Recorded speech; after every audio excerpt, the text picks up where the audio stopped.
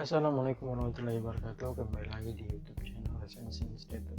Nah, kali ini kita akan membahas buku yang berjudul Berani Tidak Disukai. Penulisnya sendiri ialah Ichiro Kishimi dan Fumitake Koga. Nah, buku ini diterbitkan oleh Gramedia Pustaka Utama pada tahun 2019, yang mana terbitan aslinya pada tahun 2013.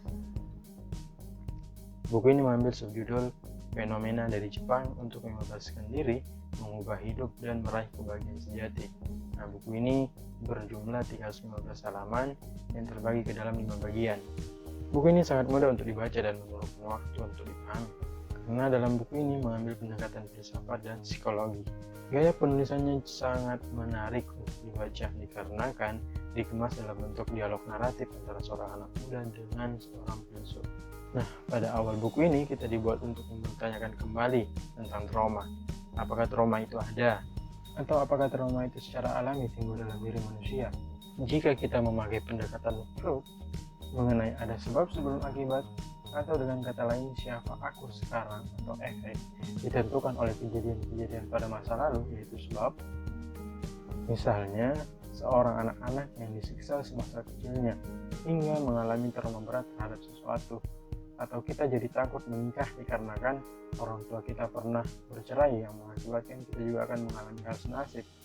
Dan ternyata pemikiran ini ditolak oleh Alfred Adler yang mengatakan jika kita hanya berfokus pada sebab-sebab di masa lalu dan mencoba menjelaskan berbagai hal semata-mata melalui hubungan sebab dan akibat, akhirnya kita akan tiba pada determinisme, karena yang dinyatakan adalah bahwa masa kini dan masa depan kita sudah diputuskan oleh kejadian di masa lalu dan tidak dapat diubah.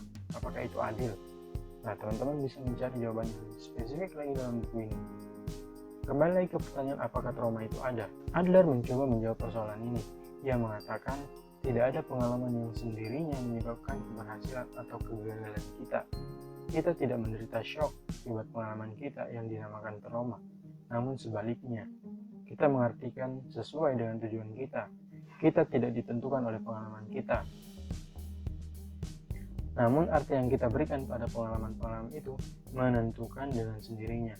Lebih tepatnya, kita ditentukan bukan oleh pengalaman kita sendiri, tetapi oleh makna yang kita berikan pada pengalaman kita. Nah, di zaman ini kita hidup berdasarkan apa yang orang lain inginkan, bukan berdasarkan tujuan hidup kita.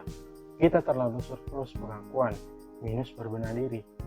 Apa pentingnya diakui oleh orang lain? Memang benar bahwa diakui oleh orang lain adalah sesuatu yang menggembirakan. Tapi keliru jika kita mengatakan bahwa diakui adalah hal yang mutlak perlu. Hal ini dikarenakan pengaruh dari pendidikan dengan metode reward and punishment. Dalam artian, jika seseorang mengambil tindakan yang tepat, ia akan menerima pujian. Begitu sebaliknya, jika seorang mengambil tindakan yang tidak tepat, ia menerima hukuman. Menurut Adler, ini mengarah pada gaya hidup yang keliru. Ketika orang-orang berpikir, kalau tidak ada yang memujiku, aku tidak akan mengambil tindakan yang tepat. Dan kalau tidak ada yang menghukumku, aku juga akan terlibat dalam tindakan yang tidak tepat. Saat seorang mencari pengakuan dari orang lain dan memandang dirinya hanya berdasarkan penilaian orang lain terhadapnya, pada akhirnya dia sama dengan orang yang sedang menjalani kehidupan orang lain. Nah, di bab selanjutnya, buku ini juga membahas tentang jangan menegur atau memuji. Nah, secara umum ada dua pendekatan yang dipertimbangkan. Yang pertama adalah metode mengasuh dengan teguran, dan yang lain adalah metode mengasuh dengan pujian.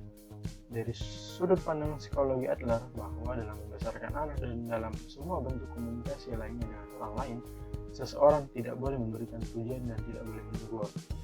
Dalam pujian contohnya ada aspek penilaian dari orang yang mampu pada orang yang tidak mampu. Contohnya, seorang ibu memuji anaknya yang membantu menyiapkan makan malam dengan berkata, "Kau asisten yang hebat." Tapi ketika suaminya melakukan hal serupa, bisa dipastikan dia tak akan berkata, "Kau asisten yang hebat." Dengan kata lain, ibu yang memuji anaknya tadi secara tidak sadar menciptakan hubungan hierarki dan memandang anaknya di bawahnya. Sewaktu orang memuji orang lain, tujuannya adalah memanipulasi seseorang yang memiliki kemampuan lebih rendah dari dirinya. Ini tidak dilakukan karena rasa terima kasih atau hormat. Ini bukti bahwa seorang melihat semua hubungan interpersonal sebagai hubungan vertikal.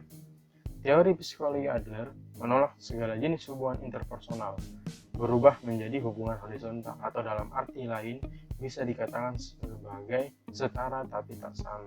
Nah, di bab selanjutnya, jalan yang dilewati oleh mereka ini menjadi spesial. Mengapa menjadi spesial itu perlu? Barangkali karena seseorang tidak bisa menerima dirinya yang normal, dan justru karena alasan inilah kita menjadi sesuatu yang nyaris sia-sia. Dia membuat lompatan besar untuk menjadi sangat buruk, tapi apakah menjadi normal, biasa, benar-benar seburuk itu? Apakah ini sesuatu yang inferior? Atau pada kenyataannya, bukankah semua orang ini normal? Kita perlu memikirkannya secara seksama pada kesimpulan logisnya. Pada akhirnya, kita diperhadapkan dengan pernyataan, apakah kita berani untuk tidak disukai? Banyak orang yang rela menukarkan nyawanya demi mencari popularitas. Faktanya, akhir-akhir ini tidak sedikit artis bunuh diri hanya karena tidak sanggup dengan cacian yang ada di sosial medianya. Banyak artis-artis yang marah hanya karena komentar netizen yang sebenarnya mereka hanya ingin diakui. Kita tidak bisa memaksakan kehendak kita dengan membuat semua orang suka dengan kita.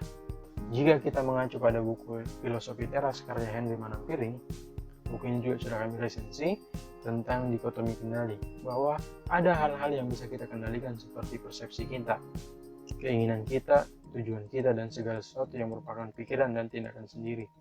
Begitupun juga hal-hal yang tidak bisa kita kendalikan, seperti tindakan orang lain, opini orang lain, reputasi atau popularitas, kesehatan, dan kekayaan.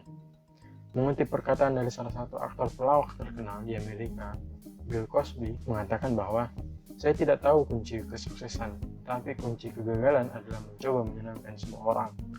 Kita hidup bukan hanya karena ingin mendapatkan pujian, tetapi kita hidup untuk bisa bermanfaat bagi banyak orang. Setidaknya kita menganggap diri kita memberikan sumbangsih kepada orang lain. Mari mengambil hikmah di balik apa yang terjadi sekarang. Hashtag di rumah aja bisa kita lakukan untuk berbenah diri. Bagi yang ingin menumbuhkan minat baca bisa dilakukan sekarang, karena membaca selain menambah wawasan juga bisa menjadi investasi jangka panjang dan tentunya tetap bisa relevan dengan tantangan zaman ke depannya. Terima kasih. Assalamualaikum warahmatullahi wabarakatuh. Ada pertanyaan?